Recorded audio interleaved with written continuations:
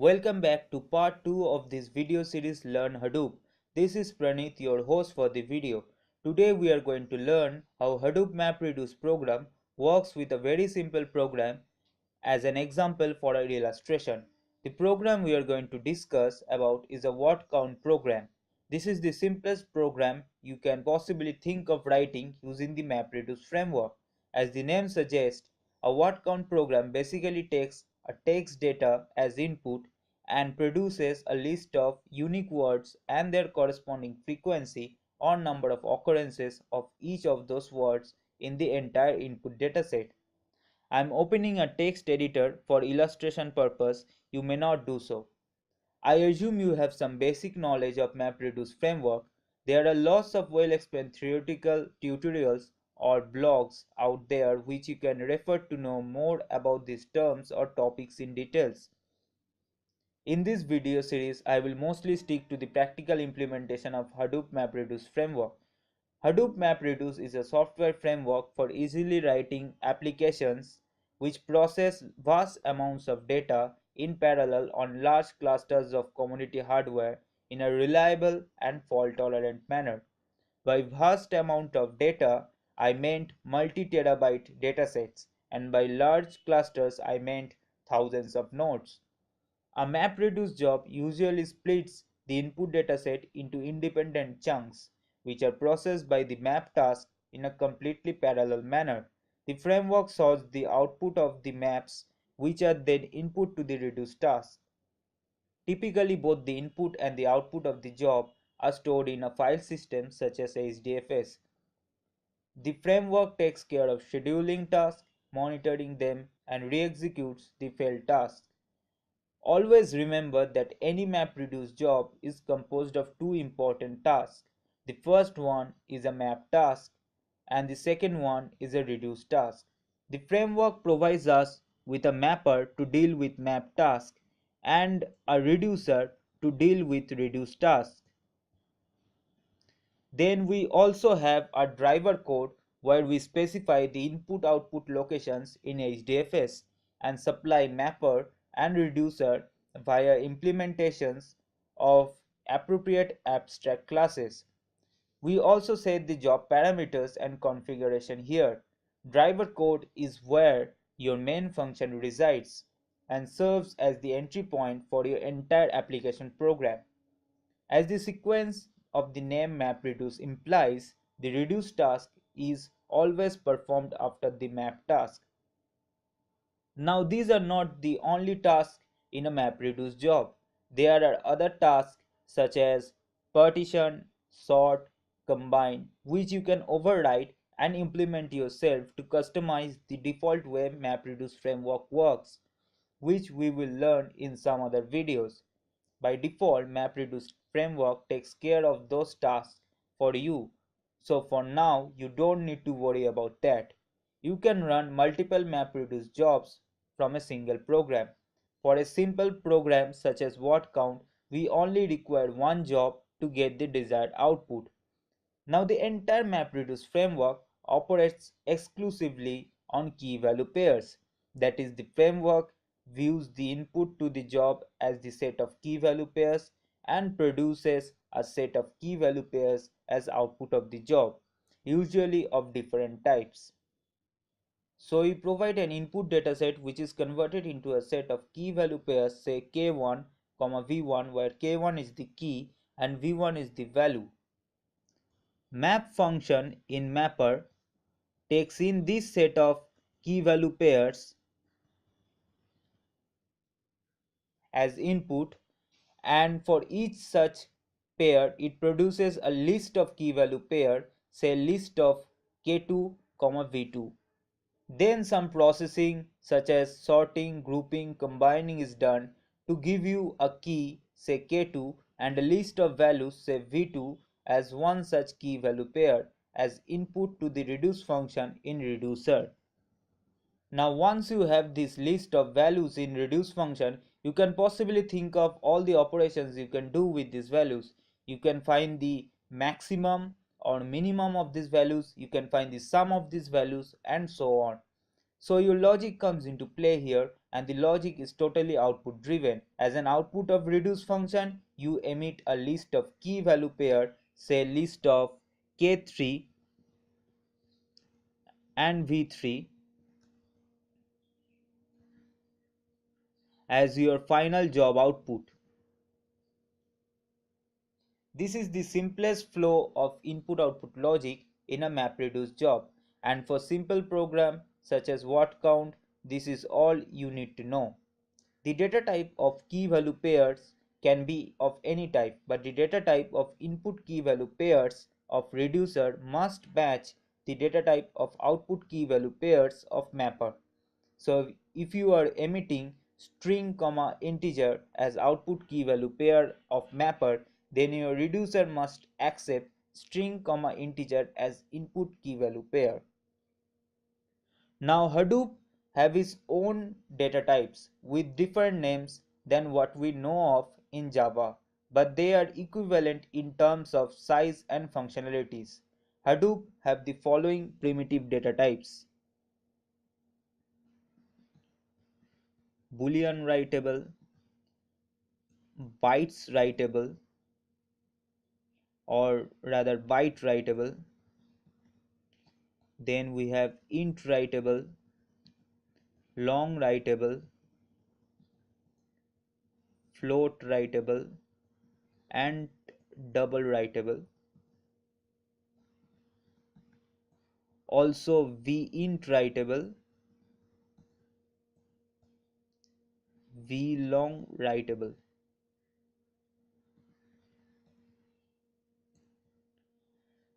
Int writable is same as integer in Java, which is of 4 bytes in size. Long writable is same as long of size 8 bytes. So are the others. Vint writable and vlong writable are used for variable length integer types and variable length long types respectively. Other important data types are text and null writable. Text is equivalent to string in Java and its max size is I guess 2 GB. Unlike string data type in Java, text is mutable in Hadoop, and null writable represents null value. So in MapReduce, a key or a value can be declared as null writable when we don't need to use that field. These are some of the data types you will usually come across, but there are more data types. Now the number of map tasks launched or mapper objects used by Hadoop depends on the number of splits computed by Hadoop for your input dataset. So for each split, a separate map task is launched. Now the default block size of Hadoop is 64 megabytes, and for version 2 onwards it's 128 megabytes. The block size in Hadoop is the smallest unit of data that a file system such as HDFS can store. If you store a file that's say 1000K or 120 megabytes, it will take up one block. Once you cross 128 megabyte boundary, you need a second block. The advantage of this is that HDFS is meant to handle large files. Let's say you have 1 gigabyte file.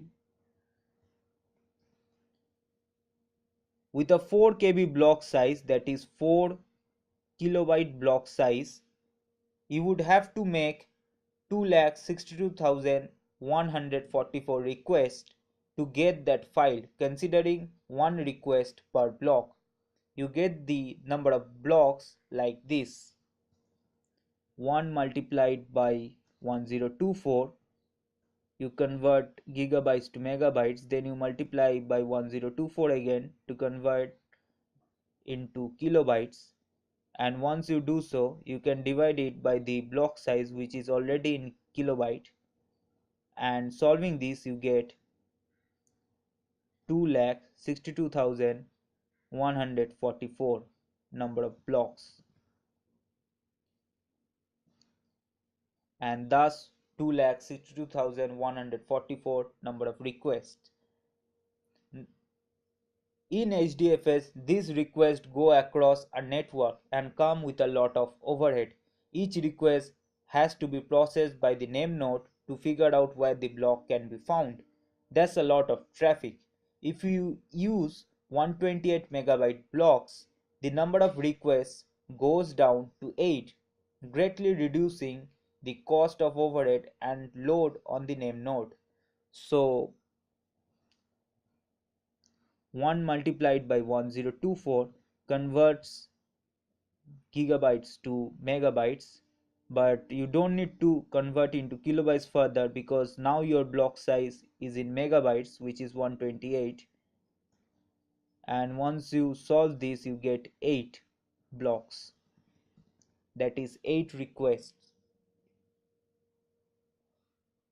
So we can say number of mappers equals number of splits equals number of blocks.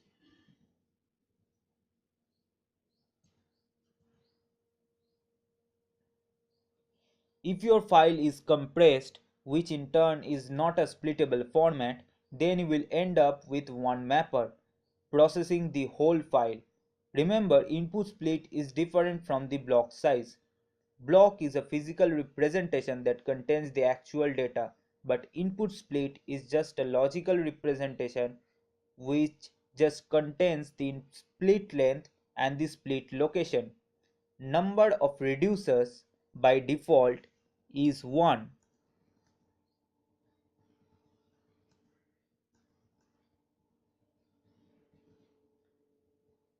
If more reducers are required, then you have to set it explicitly in the driver code. Let's take an example to understand how Hadoop MapReduce will approach the word count problem in our case. So I will type in some random lines of text.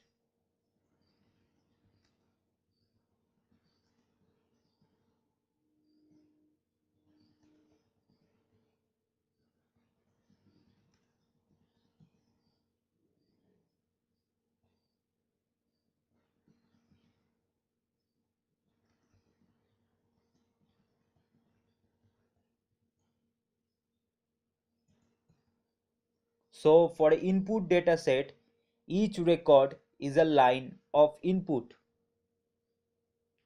So this is one record, this is another record.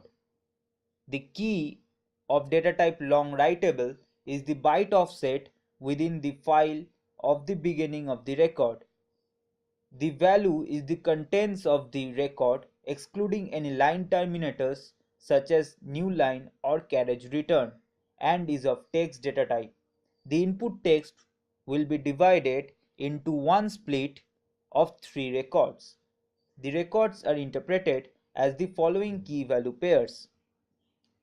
So the key will be 0 and the value will be the first record.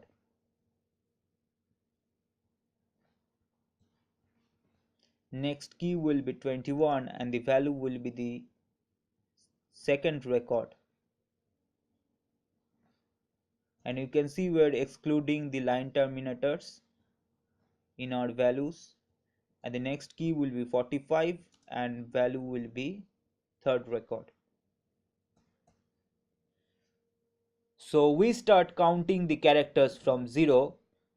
So this T is 0, this H is 1, this I is 2. The last character of first line, that is the T here, is 19th character, but you also have to count the new line or carriage return, which is also a character, as the 20th character. So when I press enter, that should be considered as a new line character. So it's the 20th character, and the 21st character is this F in the second line. So the second line starts at 21st character. Remember, one character takes up 1 byte, so you can also count characters as bytes, and thus it's called byte offset. The second record is offset by 21 bytes and the third being 45 bytes. This set of key value pairs will be input for map function. Now we don't need the key for further processing, so we will take the value part. So the first key value pair when passed to map function will produce the following list of key value pairs.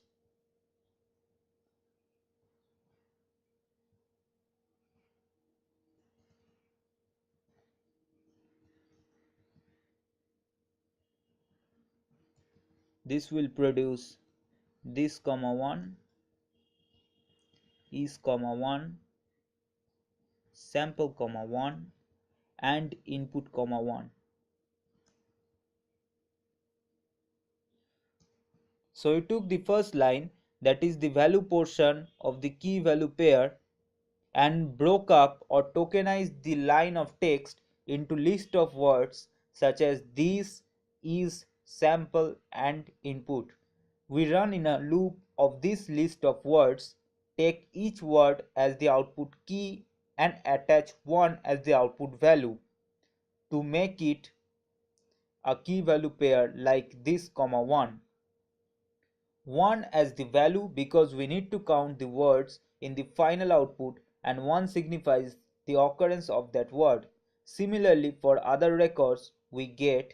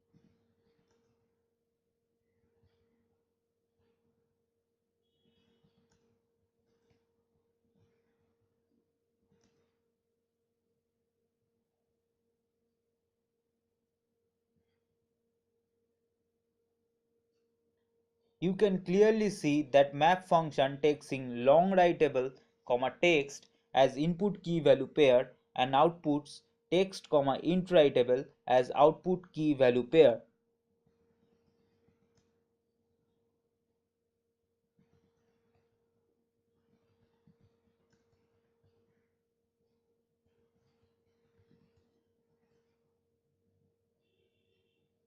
Now MapReduce framework takes all these output key value pairs from mapper, that is all these output key value pairs, and sorts them in ascending order based on key, that is key value pairs get sorted based on alphabetical order of the keys in our case. So you will get something like this: coded comma 1, count comma 1, for comma 1, then in comma 1, input comma 1, is comma 1 is there 2 times, so there will be 2 is comma 1. Then we have java comma 1, then again 2 problem comma 1,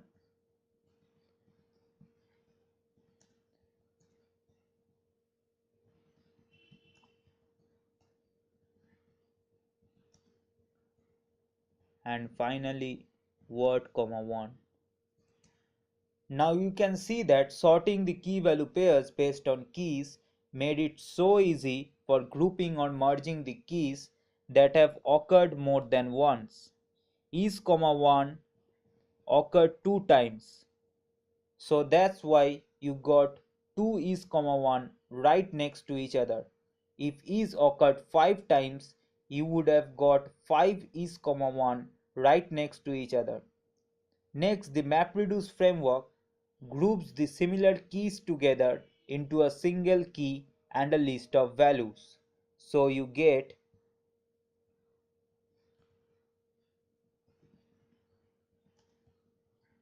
1 in a list. Same thing for count.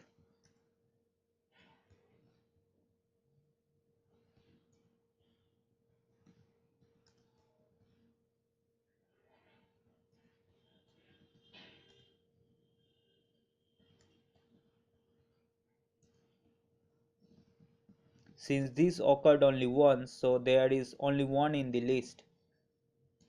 That is one value in the list. Now is occurred 2 times, so there will be 2 ones in the list.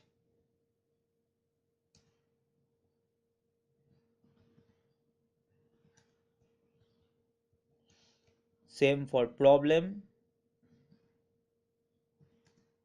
Only one key and the values got merged into a list of values.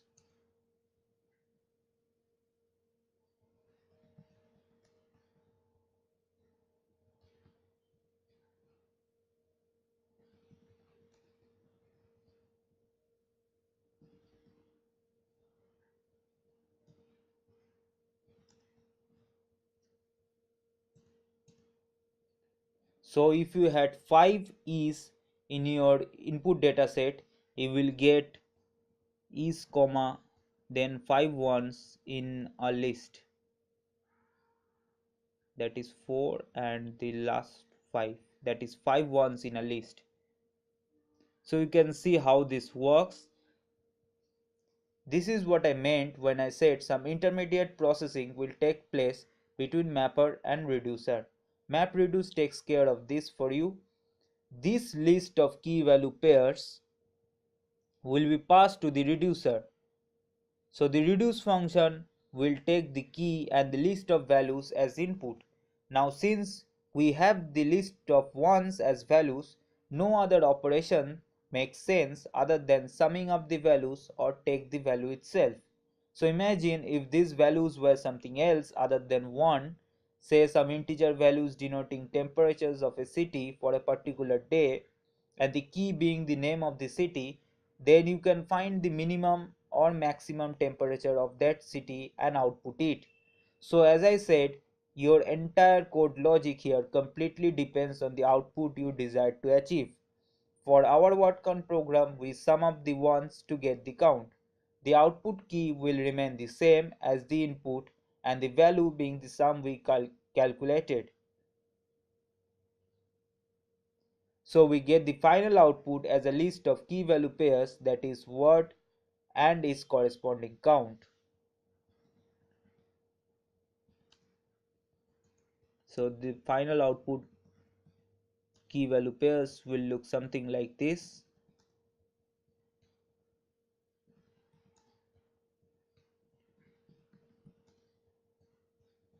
Is comma 2 because we sum up the two ones in the list and this gives us 2.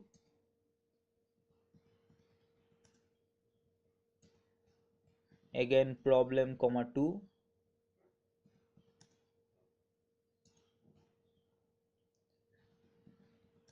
Sample comma 1. This comma 1 and finally word comma 1.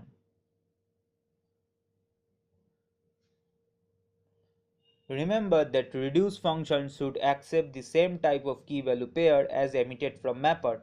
So it takes in text iterable as input key value pair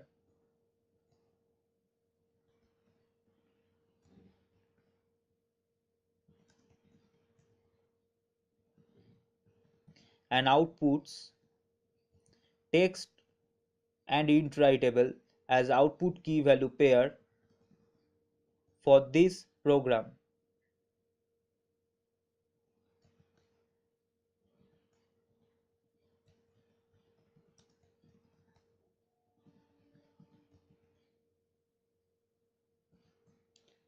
Each key value pair will appear as each line of text in the job output file where the key and the value will be separated by tab space.